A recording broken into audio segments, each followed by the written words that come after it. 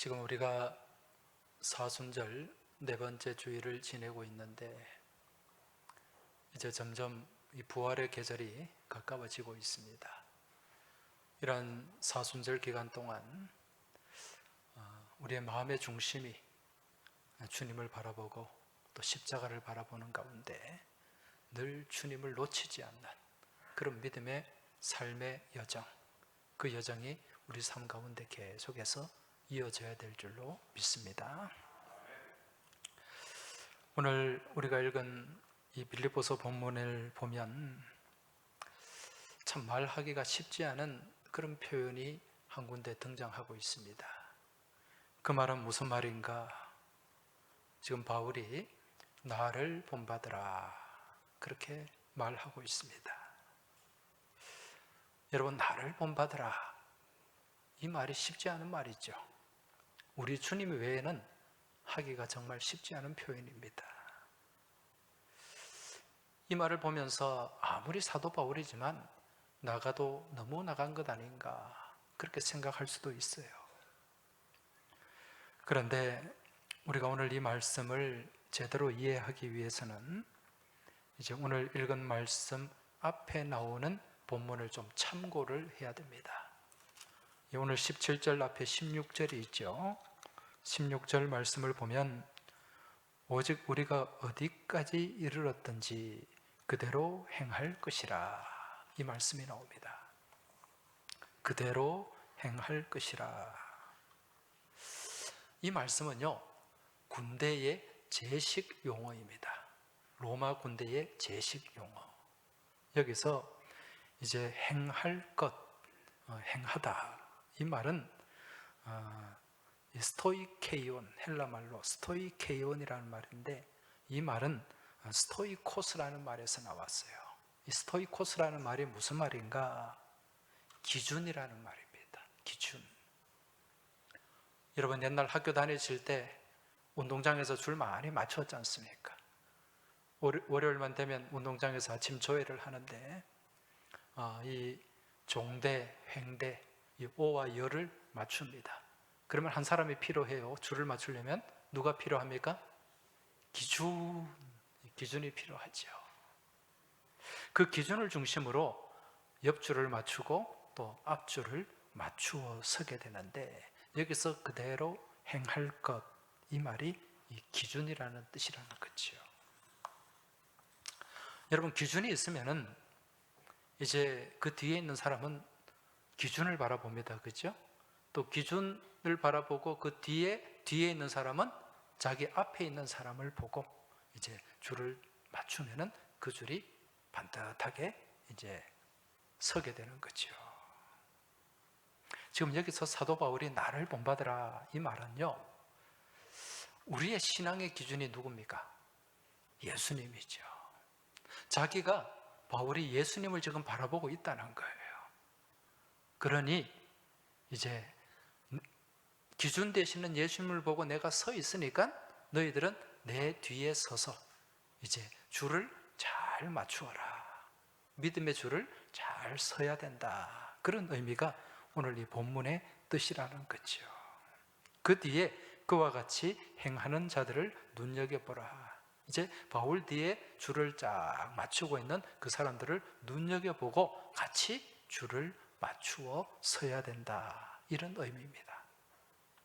오늘 이 말씀이요, 우리 교회 공동체 또 우리 신앙생활에 굉장히 중요한 메시지를 주고 있습니다. 무슨 의미인가? 여러분, 우리 교회 또 우리 신앙의 삶은 이 영적 군대, 영적 군인의 삶을 우리가 살아가야 돼요. 우리 다 영적 군사들이라는 거죠. 왜? 우리 삶 가운데는 끊임없이 영적 전쟁이 펼쳐지고 있기 때문에 그렇습니다. 자, 그런데 우리가 이러한 영적 군사로서 삶을 살아가는데 그저 막 여기저기서 이합 집산으로 모인 오합지졸이 아니라 딱 영적 규율이 있어야 돼요. 그래야 정의 군대가 될 수 있다는 거죠. 그러기 위해서는 이 기준을 중심으로 줄을 잘 맞춰서 해야 됩니다. 여러분, 군대가 정말 이 군기가 탁 들어있고 이 정예 용사들은 행진하는 폼이 달라요. 여러분, 국군의 날, 요즘은 안 합니다만 옛날에 국군의 날 그 행사할 때 보면 이 장병들이 줄을 쫙 맞춰서 쫙쫙쫙 가잖아요. 그럼 얼마나 씩씩해 보입니까? 얼마나 절도가 있어 보입니까? 근데 소위 말하는 당나라 군대라는 군대가 있어요. 이 당나라 군대는 정말 오합지졸들입니다. 군기도 없고 막 걷는 것도 격식도 없고 무슨 어디 공사판 노무잔지도 구분도 안 가는 그런 모습으로 왔다 갔다 하는 이런 군대가 질서 없는 당나라 군대. 근데 우리는 어떤 군대가 되어야 되는가? 영적으로, 영적인 기강이 바로 세워져 있는 그런 절도 있는 영적 군사가 되어야 되는데, 그러기 위해서는 우리가 그 기준을 중심으로 줄을 잘 서서 그렇게 믿음의 행진을 해 나가야 된다는 거죠. 그 기준이 누구라고 그랬습니까? 예수님. 이제 예수님을 보고 우리가 줄을 맞춰 서는 거예요. 거기에 담임 목사가 줄을 맞춰 서고, 우리 부목사님들이 서고, 장로님들이 서고, 중직자들이 서고, 그렇게 줄을 쭉 맞춰서 서는데, 아까 제가 말씀드렸죠. 그렇게 기준이 딱 있으면 그 뒤에 줄 서는 사람들은 누구를 본다? 자기 앞에 있는 사람을 보게 되는 거죠. 그래서 그 앞에 있는 사람의 신앙의 모습이 너무도 중요한 거예요. 그래서 자기 앞에 있는 사람의 신앙의 모습을 보면서 믿음의 삶을 살아가게 되는데, 그것이 교회의 전통이 되고 교회의 색깔이 되게 된다는 거죠. 여러분, 이 땅에 교회들이 참 많습니다.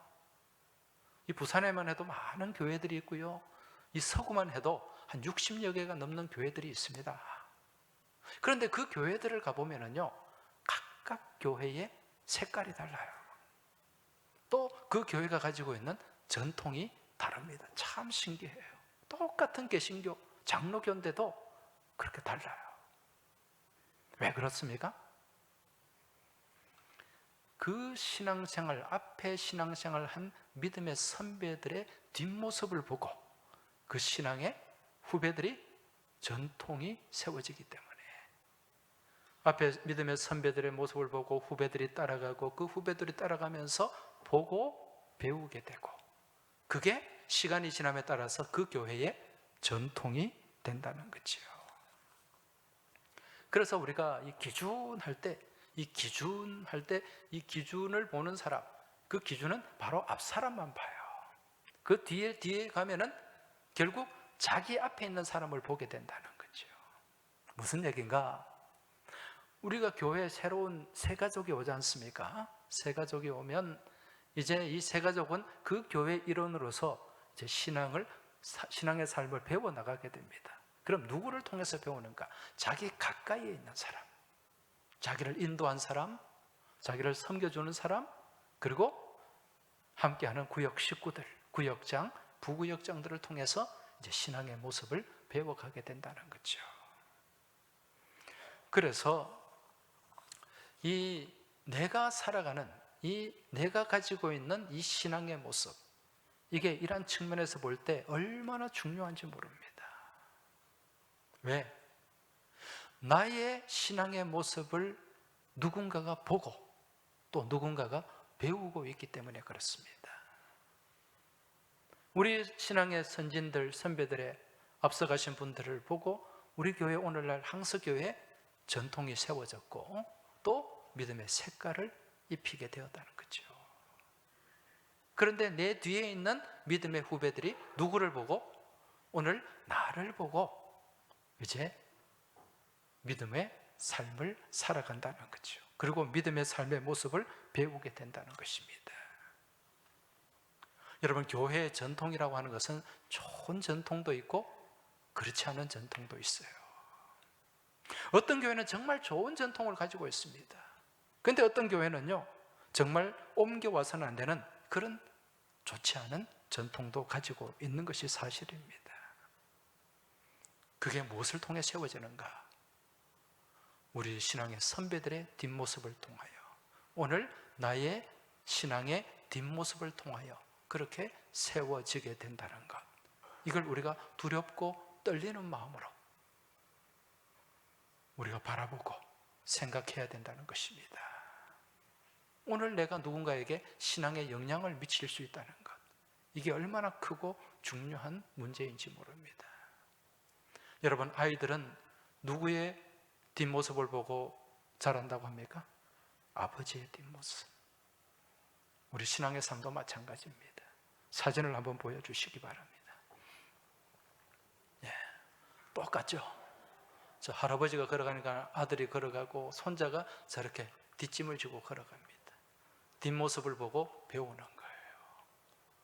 자, 오늘 내 신앙의 뒷모습이 얼마나 중요한가, 이걸 한번 생각하시고 내 믿음의 후배들, 후손들에게 선한 영향을 미치며 아름다운 모습을 보여주며 또 그 모습을 통해 복된 전통을 세워나가는 그런 은혜가 있길 주의 이름으로 축원합니다.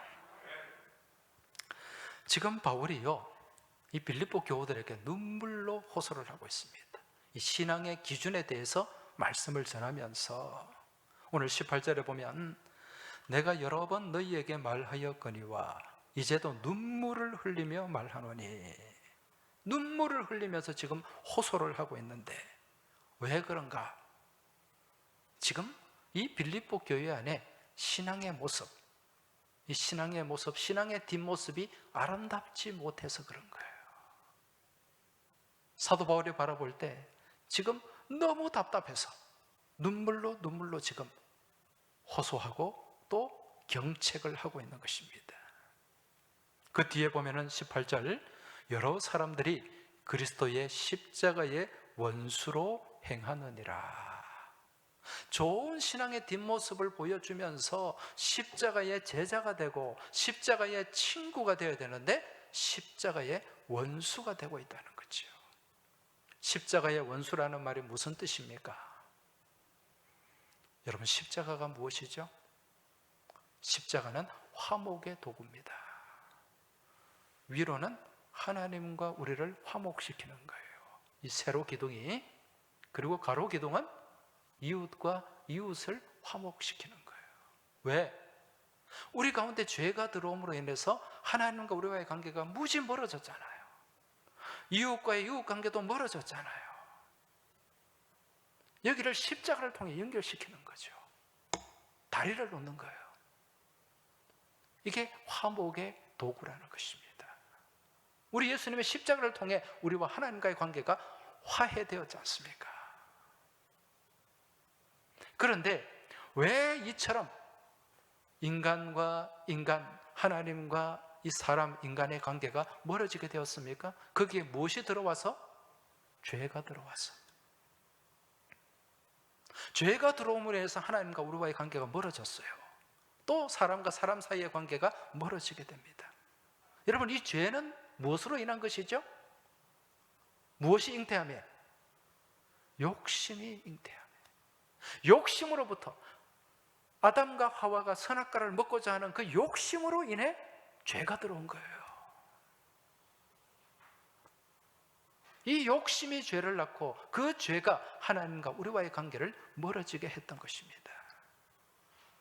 지금 빌립보 교회 안에 그런 헛된 욕심, 욕망이 가득 채워져 가지고요, 서로 간에 거리가 점점 멀어지고, 그리고 옳지 못한 그런 신앙의 모습, 신앙의 본들이 나타나고, 그로 인해 지금 여러 가지 문제들이 생겨나고 있다는 얘기입니다. 그게 19절의 말씀이에요. 19절 보시면 그들의 마침은 멸망이요, 그들의 신은 배요, 그 영광은 그들의 부끄러움에 있고 땅의 일을 생각하는 자라. 자, 그들의 결말은 멸망인데 왜 그런가? 그들의 신은 배다. 이 배라는 거예요. 배, 자기 배. 자기 배를 신으로 섬기고 있다는 거예요. 자기 배를 채우는데 거기에 몰두하고 있고, 그러한 물질이, 자기 배를 채우는 그 물질이 우상이 되어서 그게 신이 되고 있다는 거죠. 그리고 또 뭐라고 말씀합니까? 그 영광은 그들의 부끄러움에 있고. 여러분, 이 부끄러운 것, 허탄한 것을 자랑거리로 삼고 그게 영광인 줄 알고 살아가고 있다는 거죠.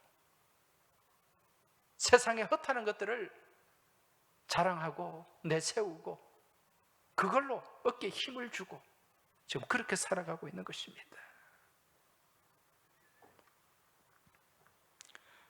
결국 이것이 무슨 일입니까? 하늘의 일입니까? 땅의 일입니까? 땅의 일이죠. 그래서 19절 마지막에 땅의 일을 생각하는 자라, 그렇게 말씀하는 것입니다. 지금 왜 빌립보 교회가 이런 책망을 받고 있을까요? 왜 이런 모습이 되었을까요? 이유가 있습니다. 이 빌립보라고 하는 성읍, 이 도시는 어디에 위치하고 있습니까? 마게도냐의 첫 성이라 그랬어요. 이 소아시아, 이 아시아 지역, 터키 지역에서 이 마게도니아, 유럽 쪽으로 건너가는데 그 길목에 빌립보라고 하는 성읍이 있습니다. 그런데 왜 이곳이 빌립보인가? 이 빌립보를 건설한 왕이 누구인고 하니, 여러분 알렉산더 대왕 아시죠? 알렉산더 대왕의 아버지가 필립 2세입니다. 필립 2세가 이 도시를 건설을 했어요. 그래서 그 이름을 따서 빌립이라는 뜻이거든요. 그래서 이곳을 빌립보다 그렇게 불렀는데, 원래 이 성읍은 굉장히 야만적인 그런 성읍이었습니다. 사람들이 거칠었어요. 아주 험하고요, 불량배도 많고 불황아도 많은 그런 성읍이 빌립보였다는 거죠. 그런데 로마 시대에 들어와서 로마 황제가 이제 여기가 유럽에 들어오는 관문이니까 이 빌립보를 새롭게 완전히 바꾸어야 되겠다. 그렇게 해서 완전히 도시를 새로 건설하게 됩니다. 그러면서 어떤 일을 했는가? 로마의 태역 장교들, 여러분 성경에 보면 백부장, 천부장 나오죠? 이 100명의 부하를 거느리는 장교, 1000명의 부하를 거느리는 장교, 이런 장교들을, 태역 장교들을 집단으로 이곳 빌립보에 이주를 시켰어요. 그래서 로마의 정신을 심으려고 했던 거죠. 그리고 불량배들을 소탕하고 불황아들을 소탕했습니다. 옛날에 우리 50 시절의 그 삼천교육대 생각나십니까? 꼭 그런 식은 아니지만은 이 장교들을 투입해가지고 그렇게 도시를 재건설했다는 거죠. 그리고 그 이후에 이제 도시가 어느 정도 이제 규모가 갖춰지고 질서가 잡히고 그렇게 되었을 때 거기에 있는 사람들에게 로마 시민권을 다 부여를 했어요. 여러분, 이건 놀라운 일입니다. 이 당시에 로마 시민권 엄청나거든요. 이 이방인들이 로마 시민권을 얻으려면 20년 이상을 군대에서 복무를 하고 살아남아야 돼요. 그래야만 로마 시민권을 얻을 수가 있습니다. 오늘날 미국 시민권, 여러분 대단치 않습니까? 미국 시민권을 가지고 세계 어디를 가도 어깨에 힘을 줄 수가 있어요. 보호를 받습니다.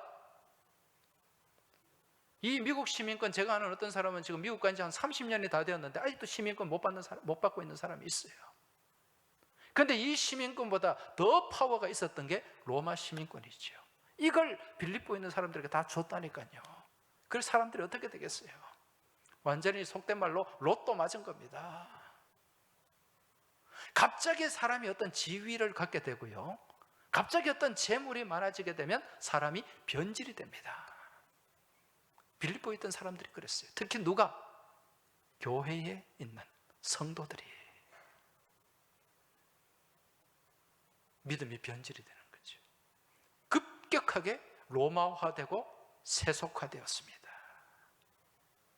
그러면서 누구를 잃어버렸습니까?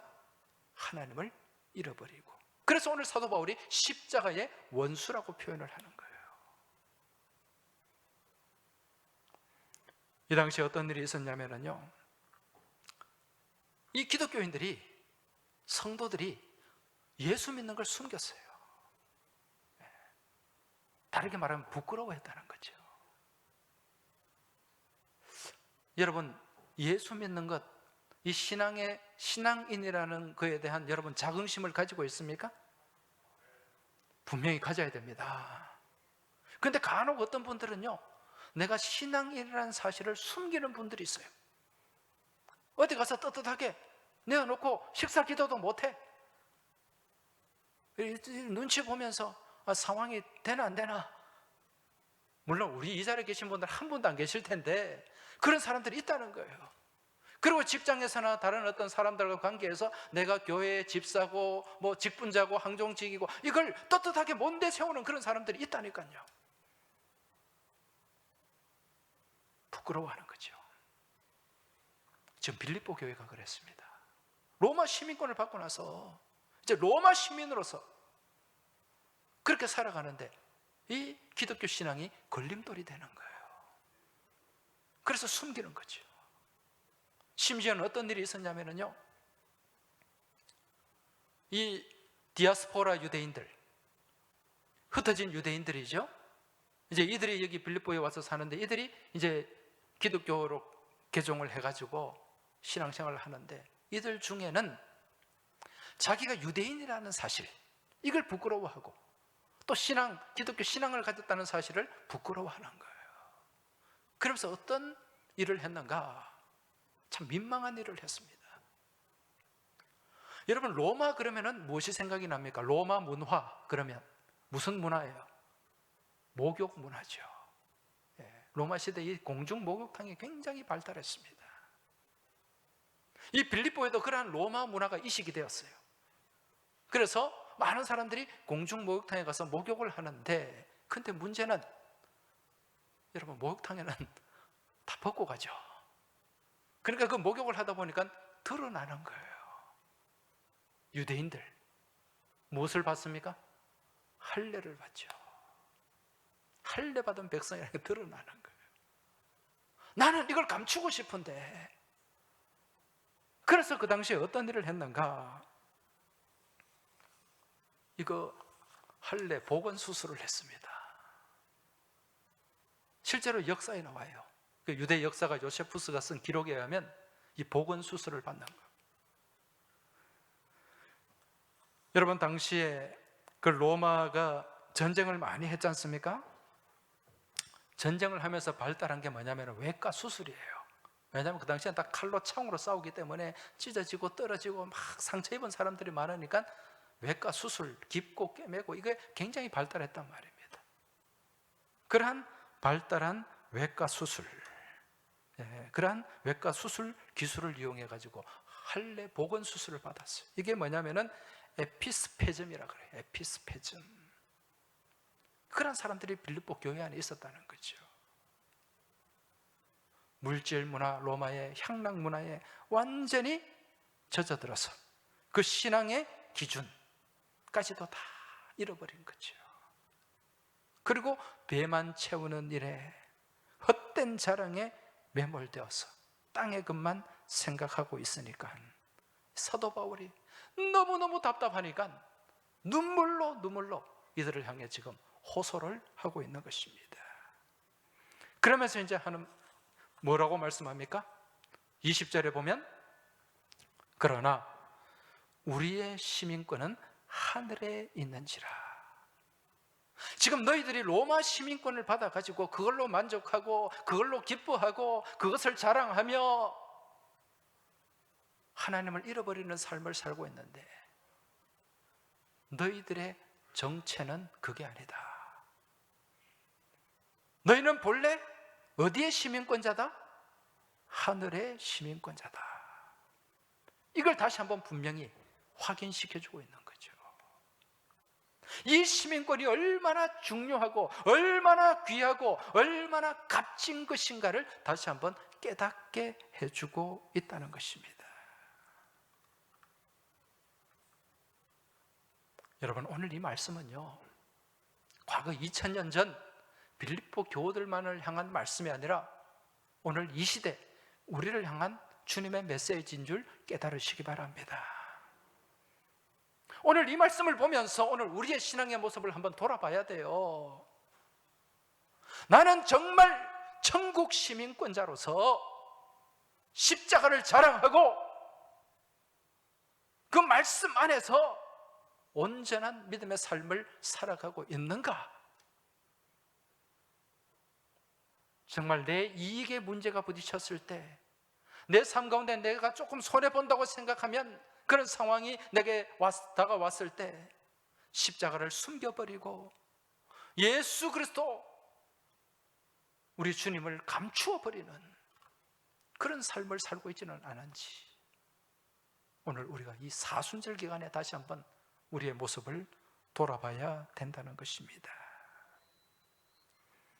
여러분, 오늘날 우리 교회와 그리스도인들이 가지고 있는 여러 문제들이 있는데, 그 중에 가장 심각한 문제 하나를 꼽으라면 그게 뭐냐? 그건 바로 시민의식이 없다는 것입니다. 시민의식. 무슨 시민의식? 천국 시민의식입니다. 하늘나라 시민의식이에요. 여러분, 우리가 본래 어떤 사람들입니까? 우리는 영적 야만인들이었어요. 그걸 적나라하게 보여주는 말씀이 본질상 진노의 자식입니다. 그런데 우리가 하나님의 특별한 은총 가운데 하나님의 자녀가 되었고 하늘나라 시민권을 소유하게 되었어요. 여러분, 이 시민권이 그저 주어진 것입니까?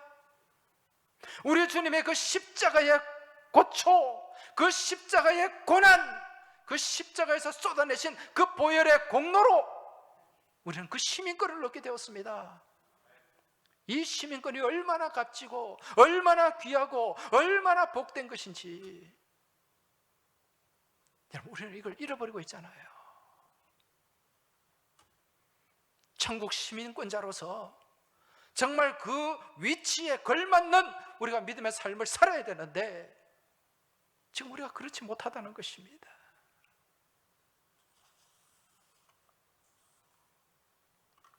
오히려 세상의 것을 탐하고 세상의 것이 더 좋아가지고 거기에 매여서 땅의 것만 바라보는 지굴성 삶을 우리가 살고 있지 않습니까? 여러분, 동물 중에 지굴성 동물이 있죠. 제가 전에도 몇 번 말씀드렸습니다. 그 동물이 무슨 동물입니까? 돼지죠. 땅을 향해 굽어 있는 거예요. 태생적으로 땅을 볼 수밖에 없어요, 돼지는. 그래서 늘 땅만 파고 땅만 뒤지다가 그렇게 평생 땅만 보고 살다가 죽는 짐승이 돼지입니다. 그런데 우리가 하나님의 자녀라고 하면서 삶의 자세는 지굴성이 되어가지고 땅만 쳐다보고 땅만 생각하는 그런 삶을 평생 살다가 끝내는 경우가 너무 빈번하다는 거예요. 여러분, 우리의 삶은 지굴성이 아니라 천향성이 되어야 될 줄로 믿습니다. 하늘을 바라봐야 됩니다. 하늘을 바라봐야 소망이 있고 그 하늘을 바라보는 가운데 천국 길이 보이게 되는 줄 믿으시기 바랍니다. 과거의 로마 시민권, 미국 시민권 힘이 있는 것 같아도요, 천국 시민권에 비하면 이거는 종이 조각에 불과합니다. 아무것도 아니에요. 우리 주님 예수 그리스도 안에서 주어진 이 하늘의 시민권은 여러분 생명의 시민권인 줄 깨달으시기 바랍니다. 우리에게 영원한 생명을 주는 시민권이에요.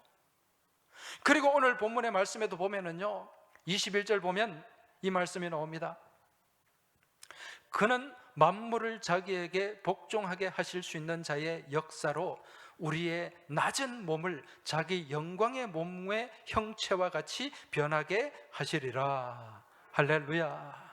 자, 여기에 보면은 우리의 낮은 몸을 자기 영광의 몸의 형체와 같이 변하게 하시리라, 이 말씀이 나오는데 이 힘, 이 능력이 어디로부터 나오는가? 20절 보십시오. 그러나 우리의 시민권은 하늘에 있는지라. 거기로부터, 어디서부터? 거기로부터, 그 시민권으로부터 우리 안에 우리의 이 낮은 몸을 자기 영광의 몸의 형체와 같이 변하게 하신다는 말씀이에요. 이 말씀이 무슨 말씀인가? 여기에 낮은 몸, 이 낮은 몸은요 천한 몸을 얘기하는 것입니다. 보잘것없는 것을 얘기하는 거예요. 병든 몸을 얘기하는 것입니다. 죽어가는 몸을 얘기하는 것이고 죽은 몸을 얘기하는 것입니다. 이러한 몸을 어떻게 하늘의 영광의 몸, 신령한 몸으로 바꾸어 주는데, 그것이 어디에, 그 힘이 어디에서? 시민권으로부터 주어지게 된다는 것입니다. 시민권 있는 자만 이런 영광을 누리게 된다는 말씀이에요. 할렐루야. 얼마나 귀한 것입니까? 얼마나 가치 있는 것입니까? 여러분, 우리가 이 땅의 삶을 살면서 우리는 시간이 지남에 따라 약해질 수밖에 없고 또 병들 수밖에 없어요. 그 사람은 후패해질 수밖에 없습니다. 그러나 우리 안에 시민권이 있을 때 우리의 속 사람은 날로 날로 강건하게 되는 줄 믿으시기 바랍니다. 우리의 삶은 더 복되고 아름다워지게 되는 줄 믿으시기 바랍니다. 그래서 이 시민권자에게는 세상에서 얻을 수 없고 세상에서 누릴 수 없는 하늘의 기쁨이 주어지게 되는 것입니다. 천국의 기쁨이 주어지게 되는 거예요. 그래서 주님만 생각해도, 천국만 바라보아도 우리 안에 기쁨이 넘치는데, 이건 세상의 그 어떤 것과도 바꿀 수 없는 기쁨인 줄 깨달으시기 바랍니다. 그러면서 우리 안에 찬송이 흘러나오는 거예요. 예수님이 좋은 걸 어떡합니까? 예수님이 좋은 걸 어떡합니까? 세상에 어떤 것도 바꿀 수 없는 그런 기쁨, 그런 은혜, 그런 감사가 우리 안에 충만하게 되는 줄 믿으시기 바랍니다. 이게 시민권자들이 누릴 수 있는 특권이요 축복이라는 것입니다. 여러분, 오늘 우리 장모님이 기도하셨는데 정체성에 대해서 기도를 했어요. 오늘 정체성을 회복하시기 바랍니다.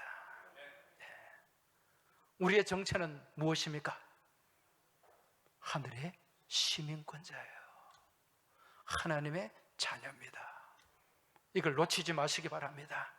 어디에 가서도 나는 하늘의 시민권자다, 하나님의 자녀다, 이 신분을 놓치지 마시고 이 시민권자의 이 권리를 놓치지 마시기 바랍니다. 힘들고 어려워도 나는 시민권자야. 하나님이 자녀된 나를 지켜주시고 돌봐주실 거야. 이 믿음 가지고, 이 믿음 안에서 여러분 이겨내시고 이 믿음 안에서 더 복된 천국을 소망하시길 주의 이름으로 축원합니다. 지금 우리가 사순절 네 번째 주일을 지내고 있죠. 여러분, 사순절이 뭐라 그랬습니까? 영어로 렌트라 그랬어요. 렌트는 봄이라는 뜻이죠. 제가 자주 말씀드렸죠. 이 봄이라는 계절은 바라본다는 거예요. 바라보는 거죠. 지금 이 사순의 계절은 봄의 계절이고 바라봄의 계절입니다. 무엇을 바라봐야 될까요? 주님을 바라봐야 됩니다. 십자가를 바라봐야 됩니다. 세상에 헛하는 것을 바라보지 마시기 바랍니다. 세상에 썩을 것을 바라보지 마시기 바랍니다. 주님만 바라보고 십자가만 바라보면서 우리의 기준이 되시는 주님과 함께 그 뒤에 올곧은 믿음의 줄을 서시고 정말 가치 있는 것을 위해 살아가는 복된 믿음의 여정이 되시길 주의 이름으로 축원합니다. 하나님 아버지, 감사합니다. 우리 믿음의 기준 되시는 주님을 바라보고 곧게 줄을 서는 저희의 삶이 되게 하여 주옵시고, 세상에 헛하는 것에 매여서 정말 가치 있는 것을 잃어버리는 어리석음을 범하지 않게 하여 주옵소서. 이번 한 주간 사순절 네 번째 주간을 지내면서 우리 주님을 바라보게 하시고 십자가를 바라보게 하시고 그 십자가 뒤에, 우리 주님 뒤에 곧게 줄을 서서 힘있는 믿음의 행진을 해나가는 저희 모두의 삶이 되길 소망하며 우리 주님 예수 그리스도 이름으로 기도하옵나이다. 아멘.